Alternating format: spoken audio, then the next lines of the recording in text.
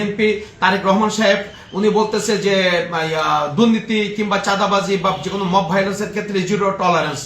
But তার দলের এই যে যুব সংগঠনের নেতারা আজকে যে ঘটনা ঘটলো, বিএনপি নেতা আপু এবং যুব দল নেতা হাফিজাল আসাদ কল্লোল এবং আঙ্গুরের নেতৃত্বে যে ঘটনাটা ঘটানো হয়েছে, এখানে আসলে আমি দেখতে চাই যে জনাব প্রধানমন্ত্রী তারেক রহমান যে কথা বলেছেন সেটার সঙ্গে কাজের আসলে সমন্বয় দেখতে চাই, যে আসলে যারা অপরাধী, যারা প্রেস ক্লাবে আজকে এভাবে হামলা করলো, প্রেস ক্লাবে লুটপাট চালালো, আমি প্রেস ক্লাবে নির্বাচিত সভাপতি আমাকেও টেনে হিসেবে বাইরে নিয়ে করলো, তা এই ধরনের একটা নাক্কারজনক ঘটনায় যারা জড়িত তাদের বিরুদ্ধে আইনগত ব্যবস্থা গ্রহণে সহযোগিতার পাশাপাশি যেন সাংগঠনিক ব্যবস্থা গ্রহণ করে, আমি এটা দেখতে চাই। অবৈধভাবে খুলপেটুয়া নদী এবং কপোতাক্ষ নদ থেকে অবৈধভাবে বালু উত্তোলন করতেছে যুব দল এবং যুবলীগের নেতারা মিলিতভাবে।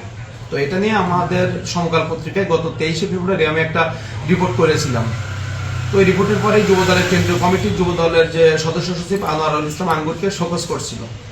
তো যে কোনোভাবে তারা হয়তো এই শোকজের জবাব দিয়ে এলাকায় ফিরছে, তারপরে হুমকি ধুমকি দিয়ে আসতেছিল। এর ভিতরে আবার যুব দল পরিচয়ে নবাবেকে রেডিয়েন্ট হ্যাচারির জায়গা দখল করা হয়। তো এটা নিয়েও আমরা আরেকটা রিপোর্ট করেছিলাম। তো এই ঘটনার প্রেক্ষাপটে কালকে রাত থেকে তারা আমাকে খুঁজে বেড়াচ্ছে এরকম শুনছিলাম। তো আজকে আমি 12টার দিকে প্রেস ক্লাবে এসেছি। প্রেস ক্লাবে আসার পরেই দেখলাম যে যুব দল নেতা আনোয়ারুল ইসলাম আঙ্গুর, হাফিজাল আসাদ কল্লোল, বিএনপির সাবেক নেতা জহুরুল হক আপুর নেতৃত্বে প্রায় এরকম 30-35 জন তরুণ এবং যুবক আকস্মিকভাবে প্রেস ক্লাবের গেটে এসে আমাকে গালিগালাজ করতে থাকে এবং প্রেস ক্লাবের বাইরে ডাকে।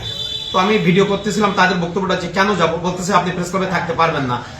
কেন প্রেস ক্লাবের একটা সাংগঠনিক কমিটি আছে, প্রেস ক্লাবে কারা থাকবে না থাকবে সেটা সাংবাদিকরা ডিসাইড করবে। তো তারপরে হঠাৎ করে মিজানের নেতৃত্বে আঙ্গুর, মিজান, আপু, কল্লোল তাদের নেতৃত্বে ওরা 10-15 জন প্রেস ক্লাবের ভেতরে ঢুকে আমাকে টেনে হিসেবে আমার সহকর্মী হোসাইন বিন আফতাব বা আরো যারা ছিল 2-3 জন, ওরা আমার ঠেকানোর চেষ্টা করছিল, কিন্তু ওরা 15-20 জন একসঙ্গে ঢুকে আমাকে টেনে হিসেবে বাইরে নিয়ে তখন হাতুড়ি না কি ব্যবহার করছে জানি না, আমাকে এলো পাতলি মারে, আমার মাথা ফেটে গেছে বাম পাশে, পরে আমার কনুইটা কেটে গেছে। আর এমনি তো অনেক, আমার ফোনটা, যে ফোনে আমি ভিডিও করতেছিলাম, ফোনটা নিয়ে ভেঙে দিছে, আমার ব্যাগট্যাগুলো সব নিয়ে এখান থেকে চলে গেছে। তারপরে কিছুক্ষণ পরে পুলিশ আসলো, পরে এখান থেকে উদ্ধার করে আমার সহকর্মী সহ পুলিশ আমাকে হাসপাতালে নিয়ে যায়। খোলা আছে, বুকে আঘাত আছে, ঘাড়ে আছে এবং ডান হাত মাথার আঘাতটা একটু মারাত্মক আঘাত, একটা সিচুয়েশন ভয় লাগবে। বিভিন্ন জায়গায় আরো দাগ আছে, খোলা আছে। তার মধ্যে প্রধান হচ্ছে মাথার আঘাত, হাতে, বুকে আর গলায়, এই আঘাতটা হচ্ছে বেশি।